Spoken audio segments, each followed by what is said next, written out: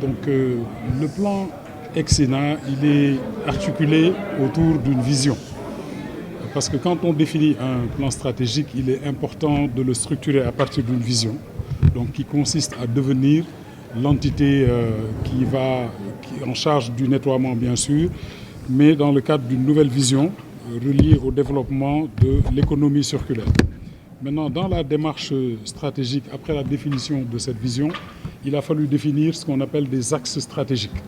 Le premier axe stratégique, il a trait à la régulation et la réglementation.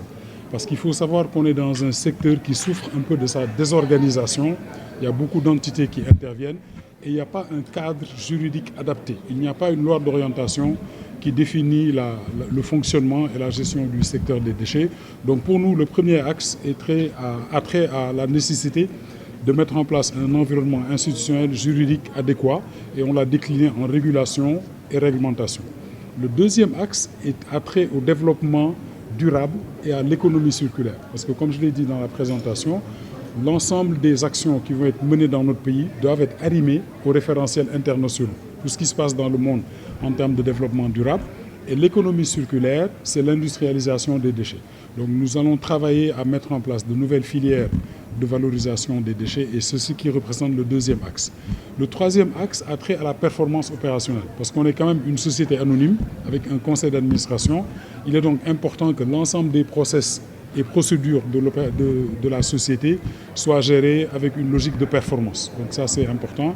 Enfin, le quatrième axe, c'est le capital humain qui est fondamental pour nous parce que c'est des métiers qui ont trop longtemps souffert de leur stigmatisation et il n'y a quasiment pas de protection sociale, en tout cas jusqu'à un passé récent. Donc nous avons toute une stratégie de gestion de ressources humaines qui part du recrutement, la formation, la gestion de carrière, le plan logement, le CARPLAN pour certaines catégories de personnes et la gestion aussi des salaires. Parce que maintenant, au moins, on a une grille de salaire qui permet de gérer les agents avec une quinzaine d'échelons. Donc vous pouvez rentrer à la société aujourd'hui comme balayeur de classe 1 et évoluer sous 10 catégories pendant tout le temps que vous resterez à cette position, nonobstant les possibilités de progression horizontale.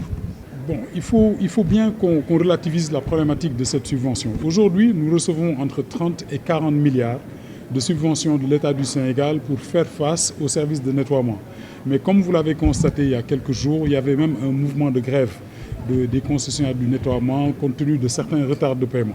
Donc nous, le calcul qu'on a fait est basé sur deux hypothèses. Une première hypothèse, si nous voulons que le taux de collecte des ordures dans les déchets, qui aujourd'hui est de 38%, monte à 65%, donc un quasi-doublement du niveau d'accès des services de collecte au niveau des régions et un maintien de l'existant à Dakar, il faudra que le budget de l'UCG progresse pour atteindre un pic de 76 milliards en 2028. Mais on ne quitte pas 30 milliards pour aller directement à 76. On va aller à 50, 50 et quelques, 60, et le point d'atterrissage est de 76 milliards. Maintenant, si l'ambition est de monter le taux de collecte dans les régions à 100%, là, ça va chercher à 131 milliards. Mais ces chiffres n'ont rien à voir avec ce qui a été décliné comme budget d'investissement.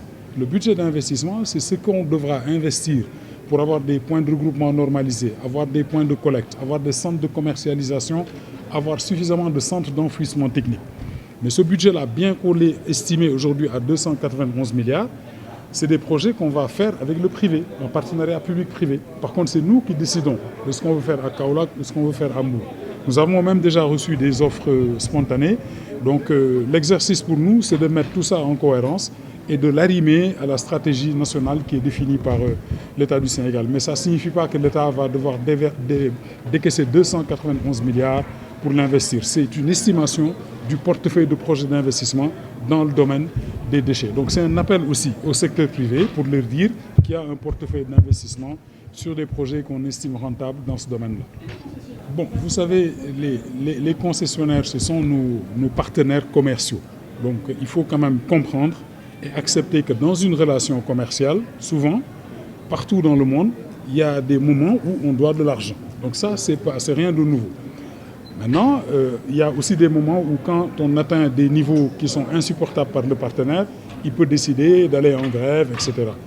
Donc ce problème-là était là depuis quelques semaines.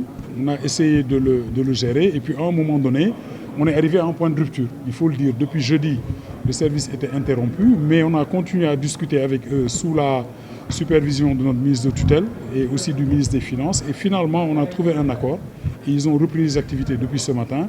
L'État du Sénégal s'est engagé à leur solder la dette au 30 juin. Donc il n'y aura que les factures entre juin et décembre, ce qui est somme toute normal dans le cadre d'une activité correcte de gestion. Maintenant, ce qui est arrivé aussi aux concessionnaires, il faut avoir le courage de le dire, c'est que c'est un peu la rançon de la gloire. On est passé de 1 million de tonnes collectées à 2 millions et quelques. Donc un doublement aussi de leur volume d'activité. Ils gagnent beaucoup plus d'argent. Donc naturellement que la facturation augmentant, comptablement, forcément, les encours aussi peuvent augmenter. Ça, il faut avoir le courage de le dire. En tout cas, le plan stratégique a pour objectif aussi d'aller vers la signature d'un contrat de performance avec l'État, pour inscrire dans ce contrat nos engagements et ceux de l'État, afin d'éviter que dans quelques années, on ait encore ces problèmes d'interruption en raison de contraintes de paiement.